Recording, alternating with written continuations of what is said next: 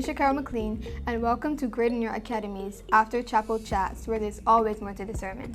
Today, our speaker is Pastor Ariel Manzueta. The title of his sermon is Chosen to Run. So, Serena, what did you get from his sermon? I felt like his sermon was very empowering. As a high school student myself, the race for me is finishing school, which tends to be very stressful, and sometimes I myself think about giving up, but it encouraged me to keep on going, because as I get older, I would know that all the hard work I did would not go in vain. Hashtag keep on running, hashtag finish the race. I totally agree with you. I feel like even though being a student is a struggle, I feel like it's also being a Christian as well. Like, I think when he says chosen, he means we are the chosen people, as in like we're Christians, and we have to endure this race of Christianity in our life with Christ. So my two hashtags are hashtag chosen and hashtag endure. Welcome to Great in Your Academy's After Chapel Chats. We are here with our speaker for today, Pastor Manzueta. Pastor M, thank you for stopping by to remind us that we are chosen to run this race.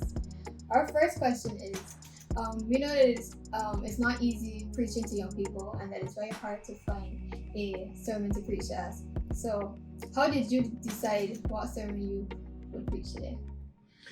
Well, that's a very good question. I think it always starts with prayer and trying to, find out what God wants me to share for that occasion. And, obviously it's going to depend what the Spirit wants for the day. But once I feel that conviction or like peace that this is the subject, then I kind of narrow down into a particular topic or ideas that I will be presenting based on the Bible message that we have for the occasion. So I find also that it also kind of depends, maybe even how I'm feeling, what I'm going through, because the message is connected with the messenger. And so if I'm going through certain things in my life, so like now I'm gonna run a marathon later on. So it was kind of natural to speak about marathon because I'm actually training for one. So it made it a little easier to relate to what I'm sharing. Does that make sense? Yeah. Okay, so our next question is, as a pastor, you like to run. What is so amazing about running? That's a good question. I hate running and I love running.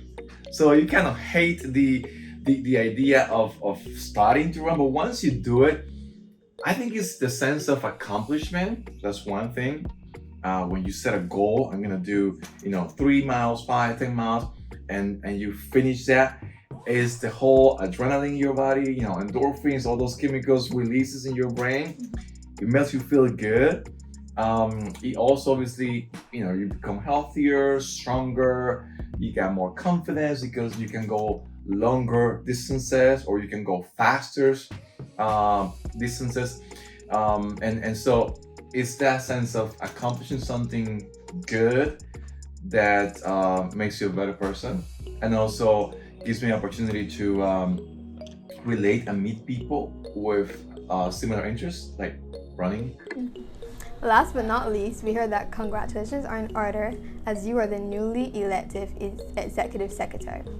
So what goals do you have as secretary? Well, that's a great question, Shakara. So I think first of all is learning my new role in full honest and transparency. I don't know a whole lot about it yet. It's a lot of paperwork and reports and policies that we have to work on, sharing a lot of committees for our conference. But I think speaking about goals, one of the main things that I want to do or accomplish is see how I can help our young people and youth ministry from that admin level. So at that level, we can make decisions, implement policies, funding, and so on and so forth. And hopefully, from that perspective, I can continue to support our young people in our conference and beyond. As being the former youth director, what are your accomplishments that you're mostly proud of? Good question. Well, I think one of the accomplishments that I'm mostly proud of is the opportunity to have granted young adults the chance to develop programs and even share some of the committees that we have, and just create a platform for them to do ministry. One example of that is our young adults retreat. We began about 2 years ago. And so this event is actually organized by young adults, for young adults. And even like in the committee itself, there is the only adult was me, past 35, right? But they run everything. And it was good to hear them speak and say how grateful they were for the opportunity to have a voice and a space to do ministry. So I think that I will treasure that for a long time. Okay. Thank you, Pastor Manzueta, for being here and for teaching us that, we need to stay in this race. And thank you very much for being part of our very first After Chapel Chats. Thank you for having me. It was an honor to be here.